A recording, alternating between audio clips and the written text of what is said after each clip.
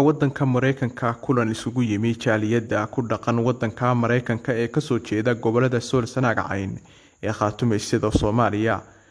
kadib kulanka ay yeesheen jajarayd ay qabteen waxay ku cambaareeyeen falkii foosha xumaa ee ka dhacay magaalada Laascaanood ee xarunta gobolka Sool ee ciidamada Somaliland kaga raafeen bulsho Soomaaliyeed oo in ka badan 30 sano ku ganacsanayay magaalada Laascaanood ee xarunta gobolka Sool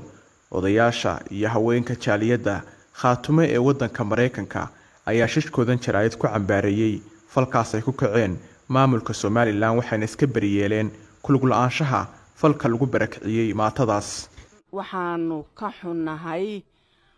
oo aanu aad iyo aad uga xunnahay falka ka dhacay gobolka Sool aad baanu uga xunnahay haddaanu nahay dadka Sool Sanaag iyo Cayn degana arintaa kuma jirno walaalahayo waxaanu leenahay sida ogaada naga raali noqda ragga halka dega Sool Sanaag iyo Cayn ragga dega wuxuu yiri ninkii Soomaaliga ahaa ee mahmaahay ninka khayrkii loo xiirayo adna soo qoyso maanta marka dadkii muslimka ahaa ee masaakiinta ahaa ee walaalihiin ahaa ee idinku dhex noolaa la idinkala dhex baxay oo la xasuuqay oo ilmahoodii iyo iyaga la kala lumiyay oo naagihii foolanayay ay baabuurta ku dhex dhaleen berina kuwa ku xiga waa idinka haddaba waxa la yiri ninkii dan lahaayo lagu fasax hadda diyaar u tihiin in sida la idin galo dhulkiina ra kala yeesho sida u dhabar dhuuqsada hadii kale dad ba alla idinka dhigaye ka dhiidhiya oo indhaha bini aadamka iyo indhaha muslimka wax tusa kaato maanta halka waxaan isugu nimi arintii ka dhacay gobolka Laascaanood degmada Laascaanood gobolka Sool oo ahayd dad masaakiin ah oo magayda ah oo meesha laga raafay أنا صدق قضاء بنسو كوبايا تكوباد dadka masaakiinta la raafay aad iyo aad baan uga xunnahay hadaan nahay dhamaan bulshada reesisi aanu ka xunnahay waa wax aad iyo aad u falxun in dad Soomaaliyeed oo walaalaheena waxa dhibtu way dhacdaa laakiin qaabka loo sameeyay waa qaab aad u xaq darro ah u falxun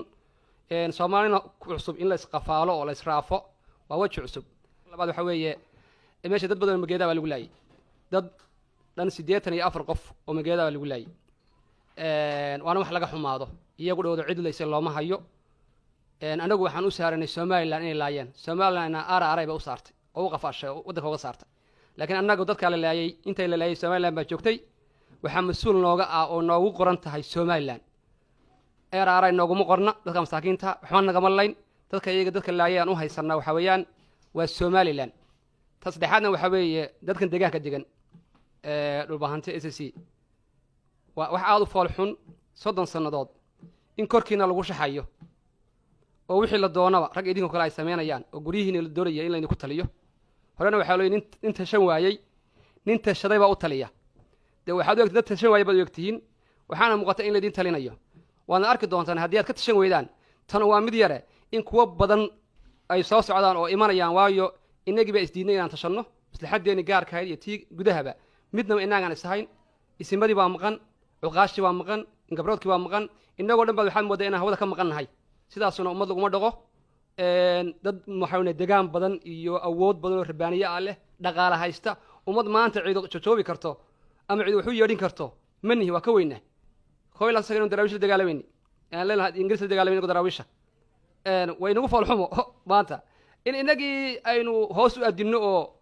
aynu ka hadlo dad baa la qafaalaya iyo guryaheena laga dhex guranaya markaan waxa wallahi ku dheeraaday inaga taladu inaga u baahan talo falka ka dhacay magaalada Laascaanood maxaa hadaba sababay oo ugu gabadeen maamulka SNM ama Somaliland isku magacaaba in ay falka ku geystaan magaalada Laascaanood waxaa ka jiray in muddo aaba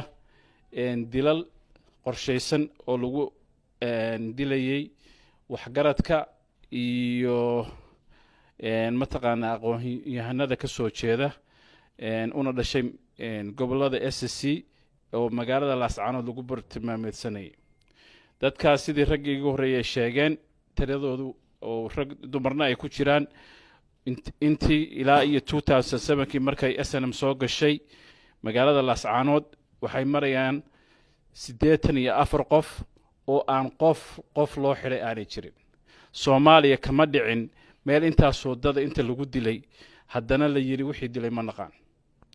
halkaa waxaa ka muuqata inay jirto hoosaasin iyo dil qorshaysan inay ahaayeen maanta markii dilkii ugu dambeeyey oo nin ilaahay u naxariistay ninkii ugu dambeeyey oo golaha deegaanka ee magaalada laascaanood dadkii doorasho ku sheegay ugu dambeysay lagu doortay ka mid ahaa lagu dilay magaalada laascaanood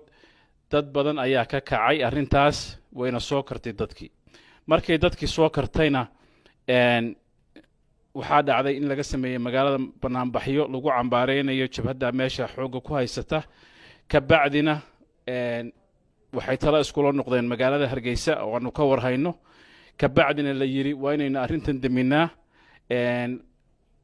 dembigiina waxaa hoosta laga saaray dadka ka soo jeeda gobollada Abay iyo Bakool ama dadka South West ma waxaan noqonaa kuwii qalbiga ka nacayo iska aamusay ma yeelayno waa in magaalo kasta oo Soomaaliya waxaan dhihi lahaa ka codsanaya in laga kaco laga mudaharaado la dhaleeceeyo Muuse Biixi iyo maamulkiisa iyo nimanka u shaqeeya ee Laascaanood laftigooda kuwaas oo laftigooda la shaqeeya hala dhaleeceeyo hala dhaho waxaana ka codsanayaa dhammaan Soomaaliya meeshay joogtaba dadka meel kasta ay joogaan dadka la masaafuriyay guryahoodii iyo businesskoodii ba laga raray oo maanta cayr ka taagan in loo sameeyo goofan loo aruuriyo lacag loo wada diro meel kasta ay joogaan waxaana mas'uul ka noqonaya hay'adaha samafalka ee Soomaalida inay soo ogaadaan meelay joogaan aniga waxaan ku jiraa dadka ugu horeeya ee lacagaas wax ka bixinaya oona diyaar u ah inaan u istaago inaan dadkaas lacag u gurno danahoodana ka shaqeyno inaan u soo celin hantidii ay kaga tageen magaaladana waxaan leeyahay lahaa dhulbaantoo idinkaa ka mas'uula dhammaan bulshaweynta Soomaaliyeed dhammaan bulshaweynta reer SSC waxaanu cambaarayn kaliya ma ahe aanu doonaynaa inaanu ummadda ku dhaqan gobollada Sool iyo Sanaag iyo Cayn aanu sheegaynaa ummadda Soomaaliyeed iyo dadweynaha ku dhaqan gobollada koonfur galbeed inaanu bari ka nahay dhibkii halkaa lagula kacay ummaddii Soomaaliyeed ee dhulkoodii iyagoo jooga si nabadgelyo uga shaqaysanaya dhulkoodii jooga laga barakiciyey laga afduubay ee ay ka afduubeen maamulka beeshaysan ee Soomaaliland la magac baxay sidaa daraaddeed